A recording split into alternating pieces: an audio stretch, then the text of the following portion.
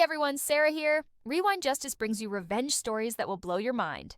If you're ready, hit subscribe and let's go. The cane clattered against the hardwood floor of my parents' dining room. 23 relatives watched as my mother held it above her head like a trophy. "Enough is enough, Rachel," she announced to the entire Thanksgiving gathering. "This lazy act has gone on for 7 years. You're perfectly healthy. You just don't want to work." My father nodded from the head of the table. "Your sister manages a medical practice, and you can't even hold down a part-time job. It's embarrassing." I sat quietly in my chair, hands folded in my lap. The man beside me, Dr. James Chen, tensed slightly, but I touched his arm gently. "Not yet. I have multiple sclerosis, Mom," I said calmly. "We've discussed this." "Multiple excuses," my brother Marcus chimed in from across the table. "That's what you have." The entire family laughed. My cousin Sarah raised her wine glass. "Here's to Rachel's imaginary disease that requires a real cane." More laughter. More clinking glasses. Dr. Chen's jaw tightened. I squeezed his hand under the table. "Still not yet." This wasn't new. This was every holiday, every family gathering, every phone call for the past 7 years since my diagnosis at age 26. It started with numbness in my left hand during my first year of graduate school. I ignored it for weeks, probably slept on it wrong, probably stressed from my economics PhD program at Stanford. Then came the vision problems, blurred vision in my right eye that my optometrist couldn't explain. Then the fatigue so profound I couldn't walk from my apartment to my car without resting. The diagnosis came 3 months later, relapsing remitting multiple sclerosis. An autoimmune disease where my immune system attacks the protective covering of my nerves. I called my parents from the neurologist's office, 26 years old and terrified. "MS." My mother's voice was skeptical. "Rachel, you're too young for something like that. Are you sure this doctor knows what he's talking about?" "He's the chief of neurology at Stanford Medical Center, Mom. He's sure." "Well, get a second opinion. You're probably just stressed from school. You always were dramatic about health things." I did get a second opinion. And a third. All confirmed. Multiple sclerosis. My father's response. "So, what's the treatment timeline? When will you be recovered?" That's when I learned that explaining chronic illness to people who don't want to understand is impossible. MS doesn't have a cure. It has management. Some days I could walk normally. Other days I needed my cane. Bad flare-ups meant a wheelchair. The fatigue was unpredictable. I could feel fine at 10 a.m. and be unable to stand by noon. I took a medical leave from Stanford. My professors understood. My research advisor helped me transition to a modified schedule. My family's response. "You're quitting school? You're giving up that easily?" I didn't quit. I adapted. I finished my PhD in 4 years instead of 3, writing my dissertation on healthcare, economics, and chronic disease management. I graduated with highest honors. My mother didn't attend the ceremony. "Your sister has a real estate closing that day, Rachel. We can't miss that for a participation trophy." Dr. James Chen attended instead. He'd been my neurologist for 3 years by then, managing my treatment protocol with precision and care. He'd become more than my doctor. He'd become my advocate, my educator, and eventually my friend. "Your research is groundbreaking," he told me after the ceremony. "You should present it at the medical board conference." "I'm not a doctor," I said. "No," he smiled. "You're a health economist who lives with the disease you're studying. That's more valuable." I presented my research, Economic Impact of Chronic Disease Stigma in Family Systems. The medical board gave me a standing ovation. The director of the state medical board approached me afterward. "Ms. Morrison, we need this perspective. Would you consider consulting for us?" That consultation turned into a position. Policy advisor for the state medical board's chronic disease initiative. Salary, $140,000 annually. I didn't tell my family. What was the point? Over the next 4 years, my career exploded in ways I never anticipated.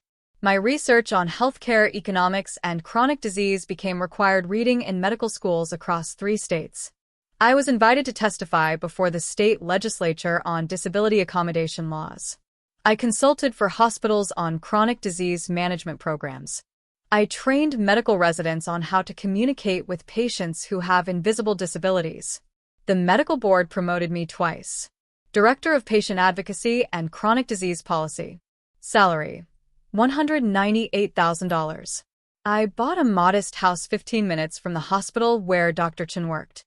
I invested carefully. My economics PhD wasn't just theoretical. My portfolio grew to $1.2 million by age 32. My family knew none of this. To them, I was Rachel who couldn't hold down a job. Rachel who was living off disability checks. Rachel who was too lazy to work. My sister Jennifer managed a small dermatology practice and made $75,000 annually. My parents treated her like she'd discovered penicillin. Jennifer just hired her 4th employee, Mom would announce on our monthly phone calls. She's so ambitious. So driven. That's wonderful, I'd say. When are you going to find real work, Rachel? Jennifer could probably find you something part-time. Filing, maybe. If you can handle it. I could have told her the truth 1,000 times. I could have sent her my tax returns, my publication credits, my LinkedIn profile that listed me as a keynote speaker at 3 national medical conferences. I didn't. Because I was watching. I was documenting. Every dismissive comment, every accusation of laziness, every time they suggested I was faking my disability for attention. I wasn't hiding my success to punish them. I was protecting it from people who'd spent 7 years trying to convince me, and everyone else, that I was worthless. Dr. Chen understood. They'll never believe you, he said during one of our appointments that had evolved into friendship. People who've decided you're broken don't want evidence that you're whole. It threatens their narrative. So, what do I do? You keep building, he said. And when they finally realize what you've built, you'll have the high ground. By year 7, this year, I'd achieved something extraordinary.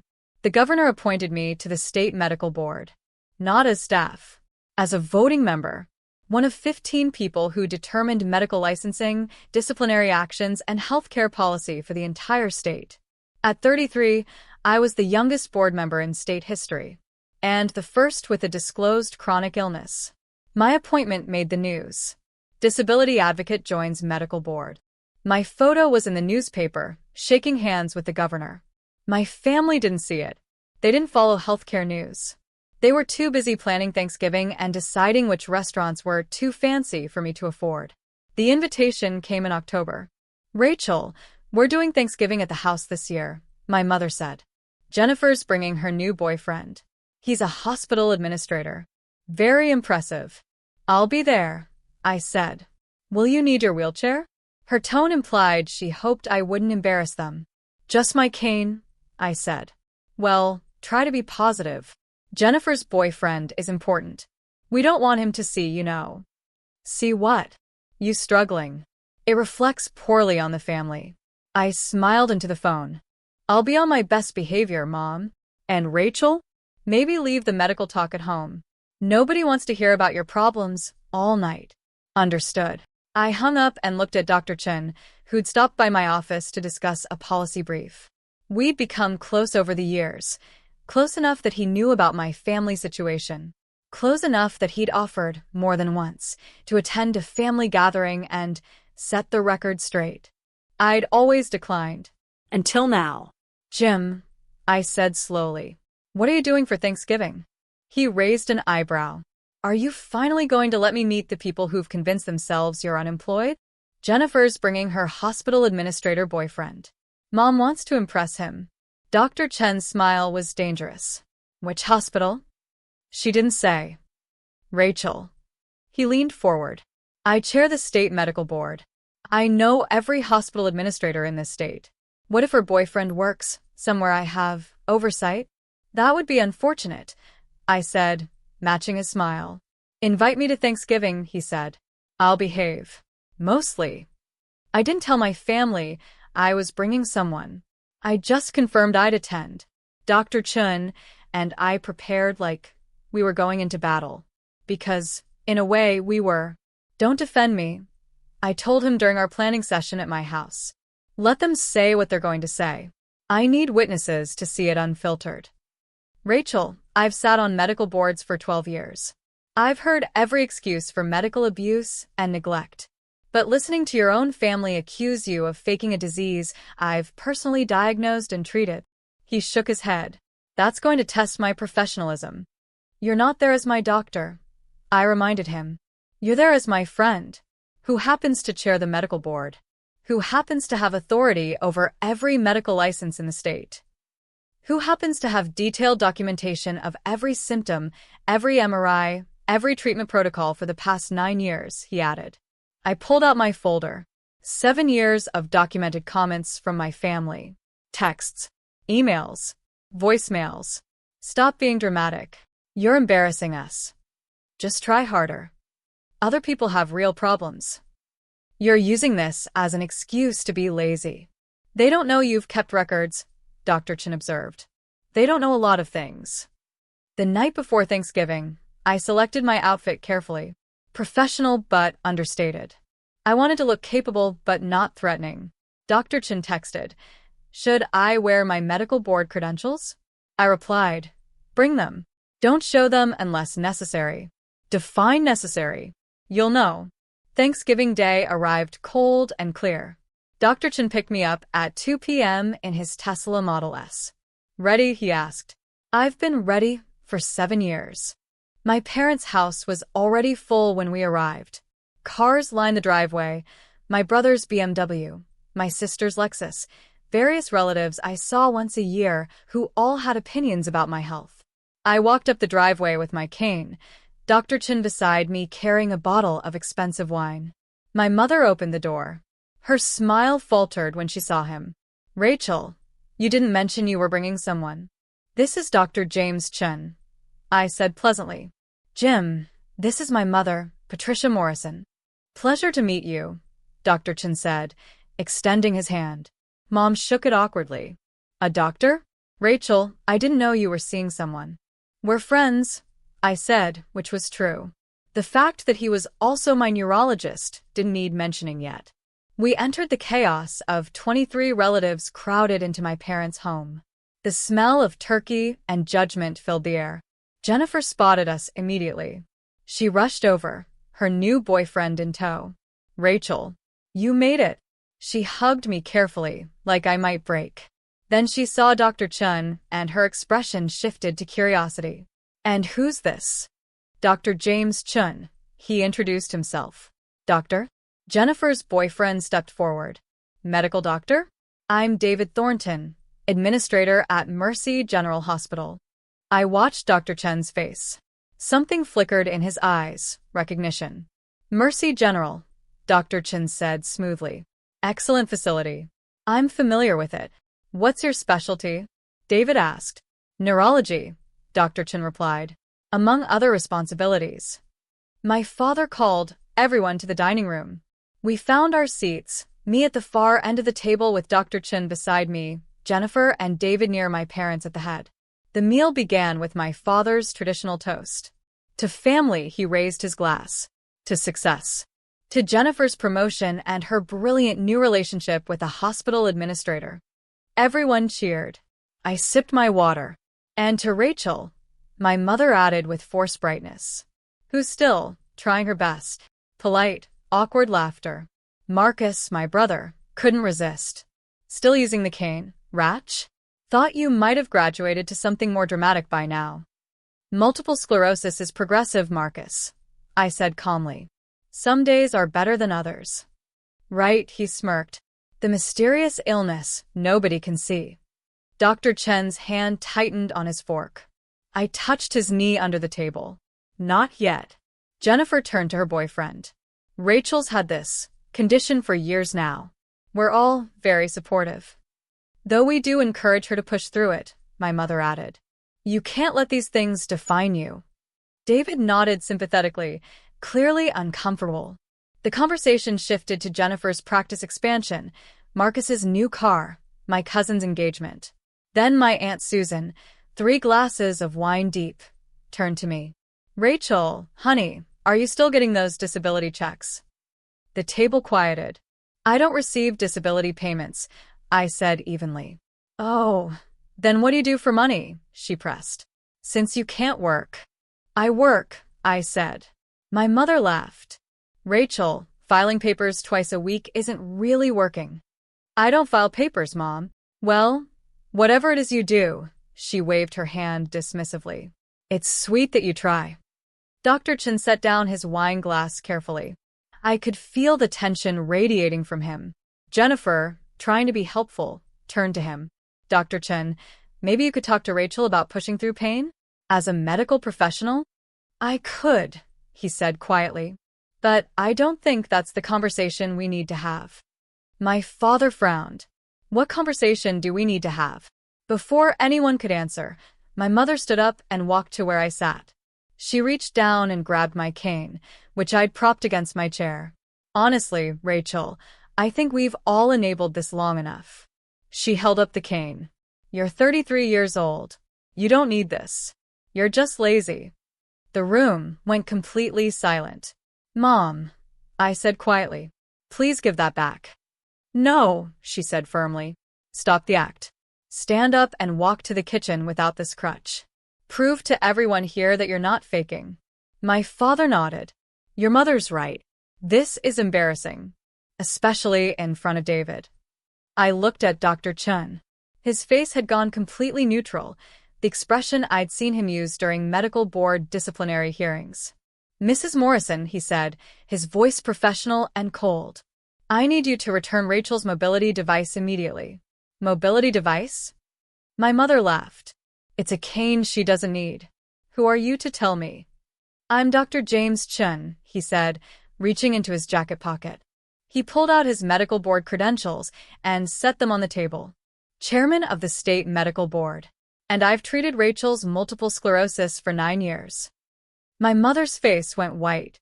The fork in my father's hand clattered to his plate. Jennifer's mouth opened, but no sound came out. Dr. Chen continued, his voice cutting through the silence like a scalpel.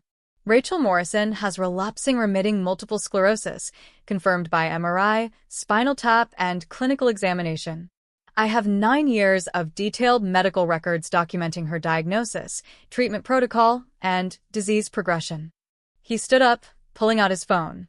What you just did, forcibly removing a mobility device from a person with a documented disability, constitutes abuse under state law. What you've done verbally over the past hour constitutes medical neglect and family coercion. David, the hospital administrator, had gone pale. Dr. Chen? Chairman Chen? You chair the board that oversees Mercy General's licensing. I do, Dr. Chen said calmly. And I'm currently wondering how a hospital administrator doesn't recognize basic disability rights or medical abuse when it's happening at his dinner table. I didn't know, David stammered. That's the problem, Dr. Chen said. Nobody here knows. Because nobody bothered to listen. He turned to my family. Rachel isn't unemployed. She's the Director of Patient Advocacy and Chronic Disease Policy for the State Medical Board. She makes $198,000 annually. She has a PhD in healthcare economics from Stanford. She owns her home. She has over $1 million in investment accounts. My brother's face had gone from smug to shocked. She's testified before the state legislature on disability law. She's published research that's required reading in medical schools. She was appointed to the medical board by the governor 6 months ago. He pulled out his phone and showed them a photo, me shaking hands with the governor at my appointment ceremony. This photo was in every major newspaper in the state. But none of you saw it, because none of you bothered to look. My mother sank into her chair, still holding my cane. Dr. Chen walked over and gently took it from her hands. He brought it back to me. Rachel has been more successful than everyone at this table, he said quietly. And she did it while managing a chronic illness that you've all spent 7 years pretending doesn't exist. Jennifer found her voice. Why didn't you tell us? I accepted my cane from Dr. Chen and stood slowly. I did tell you, I said calmly. 7 years ago, I called from the hospital and told you I had MS. You said I was being dramatic. I showed you my MRI results. You said I needed a second opinion. I brought you documentation from 3 neurologists. You said I was giving up too easily. I pulled out my phone and opened my notes app. You're too young for MS, I read. Mom, November 2018. Stop using this as an excuse. Dad, January 2019. You're just lazy. Marcus, Thanksgiving 2020. Nobody wants to hear about your problems. Mom, last month. I looked at each of them. I stopped telling you because you didn't want to hear it. You wanted me to be the family failure. It made you feel better about yourselves. That's not true, my mother whispered. Isn't it? I asked. Jennifer manages a small practice, and you act like she's running the Mayo Clinic. Marcus bought a BMW, and you threw him a party. I bought a house, and you asked if I needed help with the down payment, assuming I couldn't afford it. We were trying to help, my father said weakly. You were trying to keep me small, I corrected. Because my success with a disability threatened your narrative that disabled people can't achieve things. Dr. Chen added quietly, I've seen this pattern before. Families who need a scapegoat. Rachel became yours the moment she was diagnosed. David, the hospital administrator, spoke up nervously. Dr. Chen, I apologize. I should have recognized. You should have, Dr. Chen agreed. And we'll be discussing Mercy General's staff training on disability accommodation at the next board meeting. I expect you to present a comprehensive improvement plan. David nodded, looking sick. Jennifer turned to me, tears in her eyes. Rachel, I'm so sorry. I didn't know. You didn't want to know, I said. There's a difference. The dinner ended shortly after. Most relatives left quickly, avoiding eye contact. My parents sat in stunned silence as Dr. Chen and I gathered our things. Rachel, my mother finally said, can we talk about this? We've been talking about this for 7 years, Mom. You just weren't listening. We made mistakes, my father said. But we're family. Family doesn't remove mobility devices and call it tough love, Dr. Chen said coldly. Family doesn't spend 7 years telling someone their disease is fake. What happens now? Marcus asked, his earlier smugness completely gone. I looked at Dr. Chen. He pulled out a business card and set it on the table. Now you can contact the medical board's family education program, he said. They offer courses on supporting family members with chronic illness. I suggest you enroll. And if we don't, my father asked, then Rachel continues building her career without you, Dr. Chen said simply. And you continue believing your daughter is lazy while she shapes healthcare policy for the entire state. We walked to the door. Jennifer followed us. Rachel, please. I want to understand. I want to do better. I turned to her. Do you really? Or do you just want to look like you do? I really do, she said, voice breaking. I pulled out another business card, my own from the medical board. My office hours are Tuesdays and Thursdays, I said. Make an appointment. We'll talk. She took the card with shaking hands. In the car, Dr. Chen and I sat in silence for a moment. How do you feel? He asked. Lighter, I said. And sad. Sad. I gave them 7 years to choose me, I said. They chose the narrative instead. He reached over and squeezed my hand. Their loss, Rachel. Truly. The next week, I received an email from Jennifer requesting a meeting. We met at a coffee shop near my office. She arrived with a notebook, looking nervous. I've been reading your research, she said. All of it. I stayed up 3 nights reading everything you've published. And I'm horrified, she said quietly. At myself. At Mom and Dad. At all of us. She pulled out her phone and showed me a text thread with our mother. Jennifer, did you know Rachel makes almost $200,000? Mom, that can't be right. Jennifer, I looked it up. State medical board salaries are public record. She makes more than both of us combined. Mom, why would she hide that? Jennifer, I don't think she was hiding it. I think we were refusing to see it. I read the exchange in silence. Mom wants to apologize, Jennifer said. Dad, too. But they don't know how. They could start by believing me, I said. About my disease. About my life. About everything they've dismissed for 7 years. I believe you, Jennifer said. And I'm sorry. Really, truly sorry. I studied her face. She looked genuine. Thank you, I said. That means something. Can I ask you something? She said hesitantly. Go ahead. Why did you keep achieving? Why didn't you just give up on us? I smiled. Because I wasn't achieving for you. I was achieving for me. And for every other person with MS who's been told they're lazy, faking, or giving up too easily. She nodded slowly. David broke up with me. What? After Thanksgiving. He said he couldn't be with someone who treats disabled people like I treated you. He said it showed a fundamental character flaw. I didn't know what to say. He was right. She added. I do have a character flaw. I'm working on it. Over the next few months, Jennifer enrolled in disability awareness training. She restructured her dermatology practice to be more accessible. She started volunteering with chronic illness support groups. My parents attended the medical board's family education program, 6 weeks of courses on supporting loved ones with chronic conditions. It didn't fix everything. 7 years of damage doesn't heal in 6 weeks. But it was a start. Marcus never apologized. He simply stopped coming to family gatherings where I was present. David Thornton presented his comprehensive disability accommodation plan to the medical board. It was impressive.